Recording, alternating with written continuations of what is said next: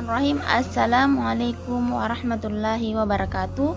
Perkenalkan, nama saya Nur Fatimah, NIM 1910063, Prodi Pendidikan Agama Islam semester 3. Yang terhormat Bapak Dr. Musyarif MAG selaku dosen pengampu kami dalam mata kuliah pembelajaran SKI. Baiklah, di sini saya akan memenuhi tugas dalam mata kuliah pembelajaran SKI dengan membahas mengenai Khulafaur Rasyidin Abu Bakar As-Siddiq. Namun sebelum kita membahas materi tersebut, alangkah baiknya kita harus mengetahui apa sih itu Khulafaur Rasyidin. Pengertian Khulafaur Rasyidin menurut bahasa berasal dari kata al-khulafa, jamak dari al-khalifah yang artinya pengganti.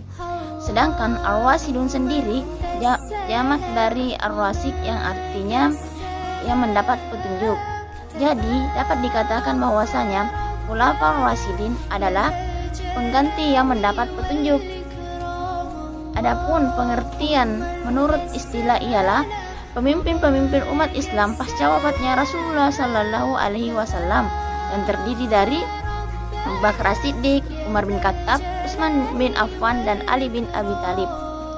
Dan perlu kita ketahui bahwasanya Nabi Muhammad Sallallahu Alaihi Wasallam wafat pada 12 Rabiul Awal 11 Hijriah atau 632 Masehi. Pada poin pertama, biografi singkat Abu Bakar As-Siddiq. Abu Bakar As-Siddiq merupakan ayah dari Aisyah, istri Nabi Muhammad Sallallahu Alaihi Wasallam. Nama lengkapnya adalah Abdullah bin Utsman Abi Quhafa At-Tamimi. Pada zaman pra-Islam, beliau bernama Abdul Ka'bah yang artinya hamba Ka'bah, yang kemudian diubah oleh Rasulullah Sallallahu Alaihi Wasallam menjadi Abdullah yang artinya hamba Allah. Beliau diberi julukan Abu Bakar atau pelupur pagi hari karena ia termasuk salah seorang sahabat yang paling utama yang pertama kali masuk Islam atau az-sabiqunal awwalun. Sedangkan gelar As-Siddiq yang berarti yang berkata benar diperolehnya karena ia dengan segera membenarkan Nabi Muhammad SAW dalam berbagai peristiwa, terutama Isra dan Miraj, sehingga beliau lebih dikenal dengan nama Abu Bakar As-Siddiq. Abu Bakar lahir pada tahun 573 Masehi di Makkah, di mana 2 tahun beberapa bulan dari kelahiran Nabi Muhammad SAW, dan beliau wafat pada tanggal 23 Agustus 634 Masehi atau 8 Jumadil Awal 13 Hijriah di Madinah pada usia 63 tahun. Beliau berwasiat agar jenazahnya dimandikan oleh istri beliau Asma binti Uwais.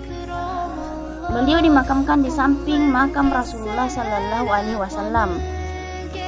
Umar mensolati jenazahnya di antara makam Nabi Muhammad Sallallahu Alaihi Wasallam dengan mimbar Ar-Raudah. Sedangkan yang turun langsung ke dalam liang lahat adalah putranya bernama Abdurrahman bin Abi Bakar, Umar bin Khattab, Utsman bin Affan, dan Talha bin Ubaidillah. Nama ayah Abu Bakar As-Siddiq adalah Utsman Abu Quhafa, sedangkan ibunya Ummul Khair sebenarnya bernama Salma binti Sakar bin Amir bin Ka'ab bin Sa'ad bin Taim. Ayah dan ibunya merupakan keturunan Bani Taim. Periode Abu Bakar ini dapat dikatakan sangat singkat karena hanya 2 tahun lebih ia mampu mengamankan negara baru Islam ini dari perpecahan dan kehancuran, baik dari kalangan para sahabat mengenai pengganti Rasulullah Sallallahu Alaihi Wasallam maupun tekanan-tekanan dari dalam dan luar. Pada poin yang kedua, proses pengangkatan Abu Bakar As-Siddiq menjadi khalifah.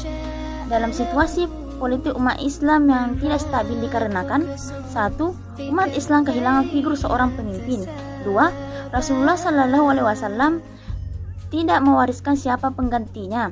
3. Beberapa kelompok merasa berhak untuk memimpin umat Islam sebagai pengganti Rasulullah Sallallahu Alaihi Wasallam.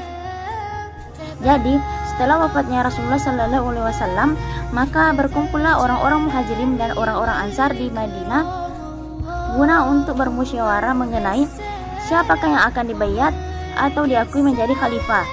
Adapun beberapa kelompok yang mengaku berhak untuk memimpin umat Islam sebagai pengganti Rasulullah Sallallahu Alaihi Wasallam ialah: 1. Dari kelompok Muhajirin menghendaki Abu Bakar As-Siddiq dengan alasan beliau pernah menggantikan posisi Rasulullah Sallallahu Alaihi Wasallam menjadi imam sholat. 2. Dari kelompok Ansar menghendaki Sa'ad bin Ubaidah dengan alasan beliau pernah menjadi mewakilkan masyarakat Madinah dalam membantu Rasulullah Sallallahu Alaihi Wasallam sehingga Islam dapat berkembang. 3. Dari keluarga dekat Rasulullah Sallallahu Alaihi Wasallam menghendaki Ali bin Abi Thalib dengan alasan beliau merupakan keluarga dekat Rasulullah Sallallahu Alaihi Wasallam yang tidak lain menantu dan sepupu Rasulullah Sallallahu Alaihi Wasallam. Pada akhirnya yang terpilih adalah Abu Bakar As-Siddiq dengan pertimbangan yang diberikan oleh Umar bin Khattab yang mengatakan bahwasanya pemimpin pengganti Rasulullah Sallallahu Alaihi Wasallam adalah dari kaum Quraisy. Hal ini sesuai dengan apa yang pernah disabdakan Rasulullah Sallallahu Alaihi Wasallam sewaktu hidupnya. Dan adapun alasan lain mengapa Abu Bakar As-Siddiq pantas menggantikan posisi Rasulullah Sallallahu Alaihi Wasallam sebagai pemimpin adalah karena beliau merupakan sahabat yang tertua yang memiliki pengetahuan dan pengalaman yang sangat luas dan amat besar gairahnya dalam agama Islam. Pada poin yang ketiga, langkah-langkah pengembangan Islam yang dilakukan oleh Khalifah Abu Bakar As-Siddiq. Dalam hal ini dapat kita lihat dari prestasi atau kebijakan-kebijakan yang pernah dilakukan oleh Khalifah Abu Bakar As-Siddiq yang dapat meliputi: pertama, memerangi kaum murtad. Perang melawan orang-orang murtad yang dimaksud di sini ialah ketika Rasulullah Sallallahu Alaihi Wasallam wafat, seluruh jazirah Arab murtad dari agama Islam kecuali Makkah, Madinah, dan Taif. Adapun gerakan pemurtadan atau riddah ini dipelopori oleh para kepala-kepala suku, di mana sebagian kelompok yang murtad tersebut kembali kepada kekufuran lamanya dan menjadi pengikut orang-orang yang mengaku sebagai nabi, dan sebagiannya lagi hanya tidak mau membayar zakat. Dalam hal ini, Khalifah Abu Bakar As-Siddiq memberikan solusi, diantaranya mengajak kelompok yang murtad tersebut dengan cara persuasif atau damai. Kemudian, jika mereka lebih memilih perang ketimbang kembali kepada agama Islam, maka umat Islam akan menghadapinya. 2. Tahap kodifikasi atau pembukuan Al-Quran. Menghimpun Al-Quran atas usulan dari Umar bin Khattab dengan alasan: 1.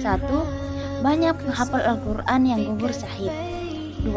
Tulisan di pelapa kurma, batu, dan tulang dikhawatirkan akan rusak dan hilang. 3. Untuk menjaga kemurnian kitab suci Al-Quran, maka penulisannya diserahkan kepada Said bin Sabit dan disimpan oleh Abu Bakar As-Siddiq. 3. Tahap perluasan wilayah negara Islam.